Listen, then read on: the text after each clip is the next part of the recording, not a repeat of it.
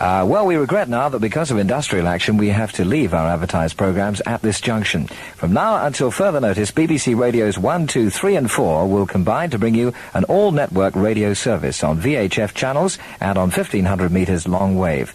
There will be a service of news, information and music.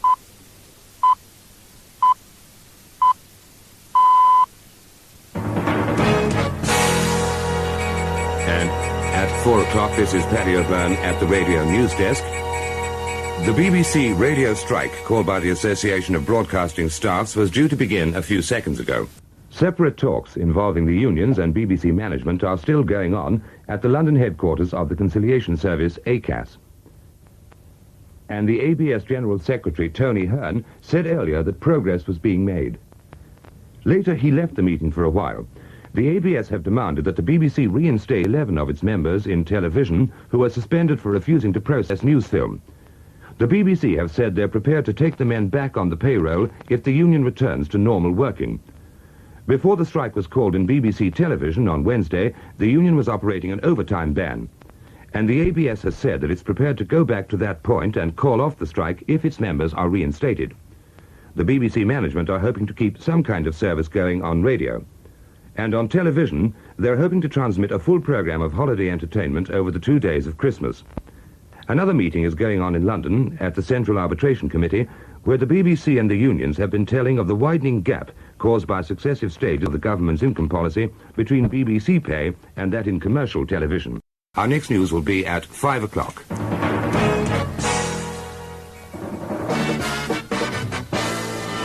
Dunn.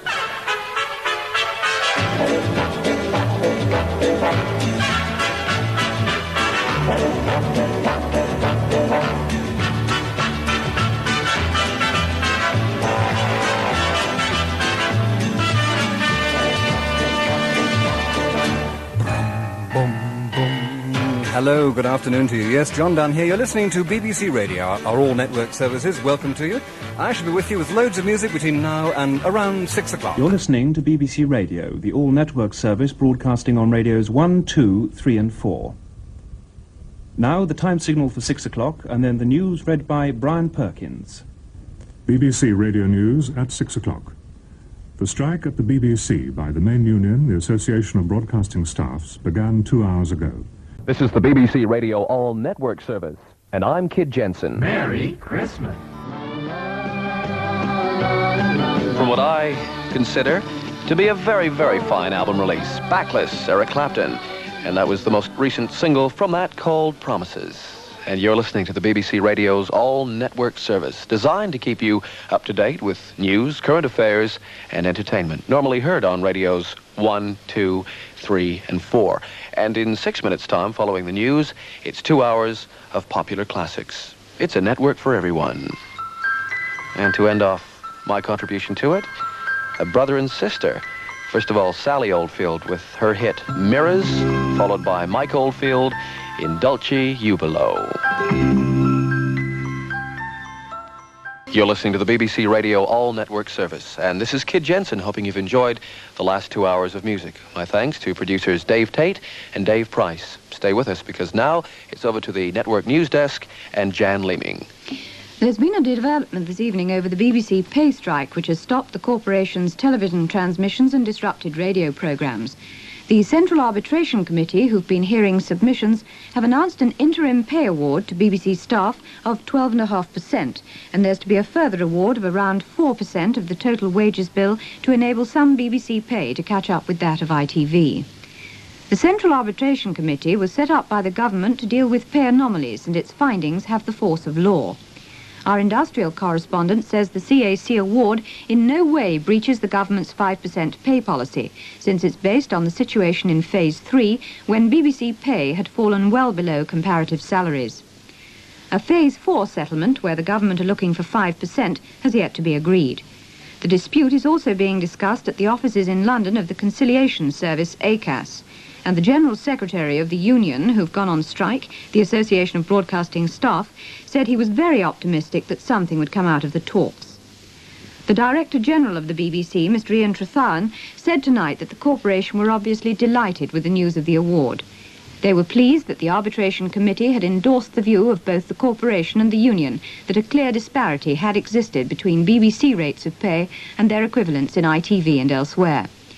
Mr. Trethan said the BBC were also grateful to the committee for dealing with the problem so speedily, and the corporation now hoped that a return to normal working could take place as quickly as possible. Some other news in headlines. Yorkshire Television, who've been blacked out by a strike, say it looks as if they won't be able to provide a service over Christmas. A big police hunt is going on around Motherwell near Glasgow following a reported sighting of a white Opel car similar to the one being sought after the recent wave of IRA bombings. The fears of a petrol shortage over the holiday, and drivers with one of the companies involved in the overtime ban, Esso, are being recommended by their union to accept an improved pay offer. The other companies affected, BP and Texaco, will be having more talks with the union next week. But there appears to have been no let-up in the queues at garage forecourts. The message from the Motor Agents Association is, don't panic. Buying more than you need could spoil somebody else's Christmas. That's our news for now. We'll be back with more news at 9 o'clock. But now on our all-network presentation, let's join Cormac Rigby for 2 musical hours of popular classics. Thank you very much. Well, this is, as you've heard, BBC Radio as you've never known it before. I've never till now followed Kid Jensen onto the air, and I dare say I won't do it all that often in the future. But here we are on our one radio network with 2 hours to come of music from the classical end of the shelf that I hope you'll find full of magic and fun, as well as simply good to listen to. It includes music by Tchaikovsky, Sullivan, Prokofiev, Warlock, and Chopin. And my first offering this evening is a waltz, the Concert Waltz No. 1 by Glazunov. So the magic starts here. There'll be a full Christmas programme, after all, on BBC television and radio. This follows the end of the strike called this afternoon by the BBC's main union, the Association of Broadcasting Staff. They've now instructed their members to call off an overtime ban and return to normal working as from now. That's the news at almost 3 minutes past 12. Thank you, Brian Perkins, and this is Radio on All Network Service, right through until 2 o'clock. I'm Bill Rennells, and I'm spinning the records. Cilla Black is pretty optimistic about the outcome.